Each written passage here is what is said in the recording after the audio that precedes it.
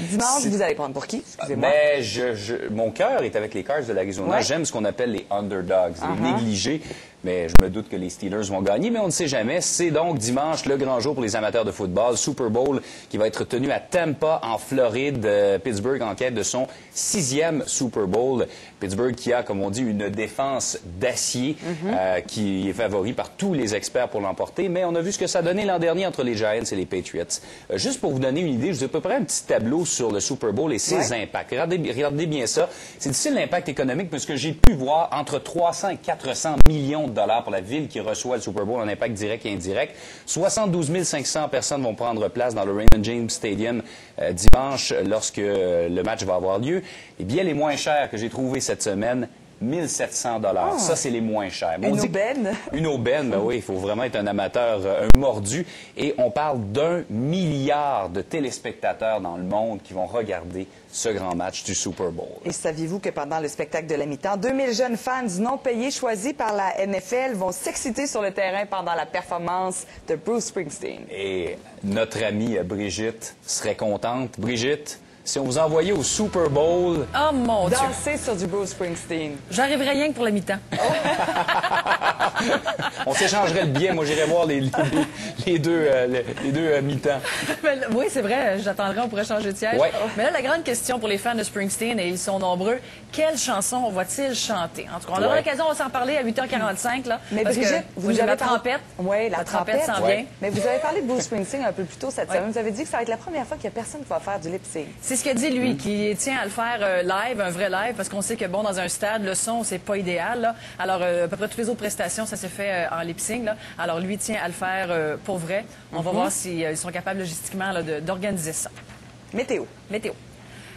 Un petit peu de neige, pas beaucoup. On a une bonne bordée cette semaine. On a le temps de s'en remettre. On déneige, tout ça. Alors, on a quelques centimètres à venir aujourd'hui. À peu près tout le Québec, là, au moment où on se parle, c'est couvert. On a une faible neige qui tombe. On parle de 2 centimètres tout au plus, entre autres pour le sud-ouest et le centre. Là, c'est ce qui tombe présentement. Alors, ça devrait cesser au courant de la nuit prochaine. Les températures, c'est très agréable. Regardez, ça varie entre -6 et -2 degrés. Montréal, c'est un petit peu plus venteux, mais les autres secteurs, là, les vents sont calmes. C'est pas vraiment un facteur à prendre en considération.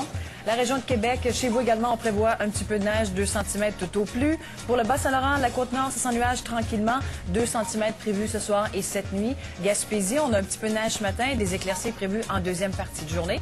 Les îles de la Madeleine, c'est nuageux. Et chez vous, c'est saisonnier. Hein? Ça varie de -7 à -3 degrés, donc confortable. Les vents plus calmes pour l'est. Au nord, c'est nuageux. On a de la neige, faible neige pour Fermont et la baie James. Et on prévoit 2 centimètres maximum là, pour la Abitibi-Témiscamingue et Saguenay-Lac-Saint-Jean. Température qui varie entre -20 et -7 degrés. À plus long terme, demain, samedi, Montréal, le sud, l'ouest, là, il y a un certain dégagement qui va se faire surtout en après-midi. Un peu plus froid. Demain, Québec, c'est couvert, un petit peu de neige. Dimanche, là, on voit température à la hausse. Hein. Il y a une petite masse d'air doux là, qui va nous toucher. Donc, dimanche, lundi, mardi, fini le froid pour quelques jours. Beaucoup, Brigitte. À tantôt. À tantôt. Juste en parlant du Super Bowl, je vous mentionne qu'à 7h35, on va parler à un joueur de la NFL, un Québécois, Jean-Philippe Darche, qui va nous donner ses impressions sur le match de dimanche. La Ville de Montréal qui a promis de tout mettre en œuvre pour améliorer le déneigement. Il va y avoir un peu de travail à faire pour la Ville parce que oui, il y en a encore des problèmes. Aujourd'hui, il n'y a pas de chargement de neige au centre-ville parce que plusieurs cols bleus ont déjà atteint le nombre d'heures maximales travaillées cette semaine. Selon la loi, les cols bleus ne peuvent pas faire plus que 70 heures en 7 jours. L'administration de l'arrondissement Ville-Marie aurait toutefois pu demander une dérogation au gouvernement du Québec pour les forcer à continuer leur travail. Les opérations vont reprendre donc demain. Le maire de l'arrondissement de Ville-Marie explique qu'il préfère que les employés se reposent et reprennent effectivement le travail de façon sécuritaire. Évidemment, on veut que ces gens-là se reposent parce qu'on veut pas qu'ils manquent d'attention puis qu'il arrive des accidents. Il y a des dérogations qui sont possibles. Il y a des dérogations qui sont possibles dans des cas exceptionnels. C'est arrivé une fois d'ailleurs l'année dernière, mais là, on n'est pas dans une situation exceptionnelle, quand même pas dans une situation de crise. Nous, on va le faire demain. On va donner congé demain pour qu'ils puissent revenir au travail samedi et dimanche. Parce que dans le centre-ville, vous allez comprendre, c'est beaucoup plus facile de déneiger le samedi-dimanche. Pour ce qui est de l'autre problème impliquant les cols bleus cette semaine, vous vous rappelez qu'ils ont débrayé en pleine heure de pointe, en pleine tempête. La Ville de Montréal étudie actuellement la possibilité d'imposer des sanctions à la suite de ces événements-là. Montréal estime qu'il s'agit d'un débrayage illégal. Le syndicat des cols bleus pense au contraire que le geste n'est pas un arrêt de travail normal parce qu'il est survenu en période de temps supplémentaire. On sait que près de 600 cols bleus ont cessé soudainement le travail mercredi parce qu'ils n'avaient pas obtenu leur rémunération de leurs heures supplémentaires du mois de décembre. La Ville a accepté de régler le problème. Elle va verser d'ailleurs dès aujourd'hui des avances pour la rémunération de ses employés auxiliaires qui sont sans salaire depuis la mi-décembre. Montréal attribue ce problème, semble-t-il, à son système de paye qui serait désuet. Je suis sortie de la maison cette nuit et la première chose que je me suis dite dans la rue, c'est, mon Dieu, les bancs de neige sont donc bien hauts. Je ne sais pas si vous avez vu une différence, la tempête, ça s'accumule. Et il y a d'autres traces ailleurs. Les dépôts de neige sont déjà gigantesques autour de Montréal. La montagne de neige du dépôt Ray Lawson à Anjou a atteint 100 pieds de hauteur. On y a entreposé jusqu'ici l'équivalent d'environ la moitié de toute la neige qu'on y a laissée l'an dernier. Environ 250 camions vont s'y diverser à chaque jour de déneigement. L'an dernier, tous les dépôts à neige étaient remplis à leur pleine capacité autour de Montréal à cause des fortes précipitations que l'on avait reçues. Est-ce qu'on va atteindre ce même nombre de centimètres de neige que l'année dernière? On est 20 cm en dessous pour l'instant. C'est pas beaucoup, 20 non, cm. Non, effectivement. Mais lorsqu'on parle de chute de neige, les champions toutes catégories sont à Québec. On le sait avec leur hiver record de l'an dernier. Donc, l'opération déneigement qui se poursuit là également, ça va se passer comme ça pour les prochains jours. Valérie Gamache, ça se déroule assez rondement chez vous, là. Oui, voilà. Ça se poursuit ce matin, toute la journée, Jean-François. J'ai envie de vous montrer derrière moi, vous allez voir, un feu clignotant qui interdit aux gens de se stationner. Bien, il vient tout juste de s'éteindre, ce feu clignotant, parce qu'il y aura une trêve dans le déneigement pour la fin de semaine. C'est-à-dire que les routes resteront dans l'état où elles seront ce soir. On reprendra l'opération donc dimanche en soirée. Ça devrait être complété mardi prochain. Essentiellement, la Ville agit comme ça pour ne pas embourber les citoyens avec des interdictions de stationnement pendant la fin de semaine. Donc, ça va pour les gens dont les rues sont déneigées, mais pour ceux dont les rues seraient partiellement déneigées ou encore encombrées, eh bien là, c'est tout un casse-tête pour garer sa voiture. Et vous parliez de l'hiver record de l'an dernier. Ouais. Eh bien, là, c'est parti. On ne souffle plus la neige sur les terrains dans plusieurs secteurs de Québec. On a atteint le seuil critique de 150 cm de neige sur les terrains. Alors là, la Ville ramasse la neige et va la porter au dépôt à neige. Et ce sera comme ça jusqu'à ce que les dépôts à neige soient pleins à pleine capacité, finalement. Merci, Valérie. Au revoir. À plus tard. Incendie majeur à Verdun. Marie-Christine Bergeron, il y a une entreprise de portes et fenêtres qui est en flammes. Oui, Portes et fenêtres Verdun, c'est sur la rue Galt, donc au sud-ouest de l'île de Montréal. Un incendie qui fait rage présentement. Et oui, c'est vraiment un incendie majeur qui a éclaté un petit peu avant 6 heures ce matin. Et ça nécessite une alerte générale. Donc actuellement, il y a plus de 120 pompiers qui tentent de limiter les dégâts.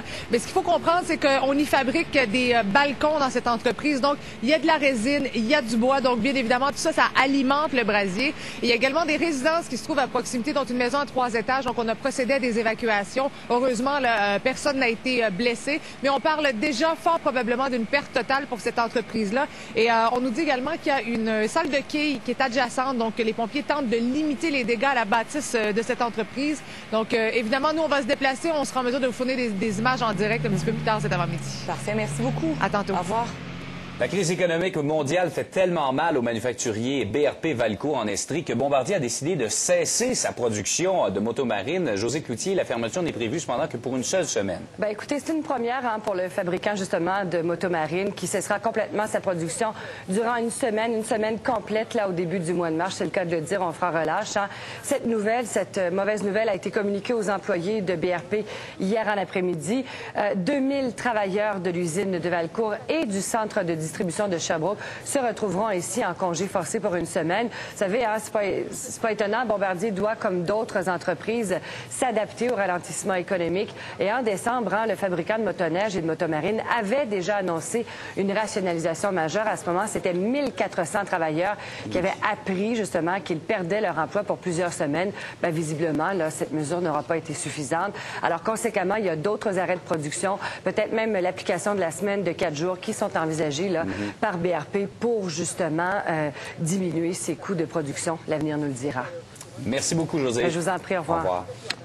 Aux États-Unis, il y a des équipes qui travaillent vraiment d'arrache-pied afin de rétablir l'électricité à la suite de cette tempête de neige et de pluie verglaçante des derniers jours. Plus d'1 million de foyers privés encore de courant. Certains pourraient devoir attendre jusqu'à la mi-février avant que les réparations ne soient effectuées. Alors, c'est très long sans électricité. Le Kentucky et l'Arkansas sont les États les plus touchés. En Indiana, plusieurs écoles demeurent fermées pour la 2e journée consécutive. On estime que le mauvais temps des derniers jours a causé la mort de 27 personnes. Le gouverneur de la province de Kandahar demande au Canada d'envoyer des tracteurs plutôt que des chars d'assaut en Afghanistan pour sécuriser le pays. Selon lui, la meilleure façon pour augmenter la sécurité, c'est de créer des emplois reliés à l'agriculture. Le gouverneur demande aussi à Ottawa d'envoyer des professeurs d'agriculture pour enseigner des nouvelles techniques agraires aux Afghans. Cet ancien expert de l'agriculture de l'Université de la Colombie-Britannique a été assermenté au poste de gouverneur de la province de Kandahar en décembre. On revient sur cette histoire d'octuplé. Il y a un rebondissement là-dedans. Et c'est assez spectaculaire, effectivement. Oui, elle a eu 8 enfants. Mais saviez-vous comment elle en avait avant d'avoir 8 enfants? Non, mais je sens que vous allez me le dire. 6. Alors, faites le... 14. 14 enfants. 14 enfants. Elle ne s'attendait pas du tout à en avoir 8 autres quand elle a suivi un traitement contre la stérilité. Les bébés sont minuscules, mais en bonne santé. Ils sont nés avec 9 semaines d'avance. Mais effectivement, il y a on dit que la maman est jeune. Elle est avec ses parents. Elle a 6 enfants avant, dont des jumeaux. Donc, entre ces 14 enfants, pouvez-vous imaginer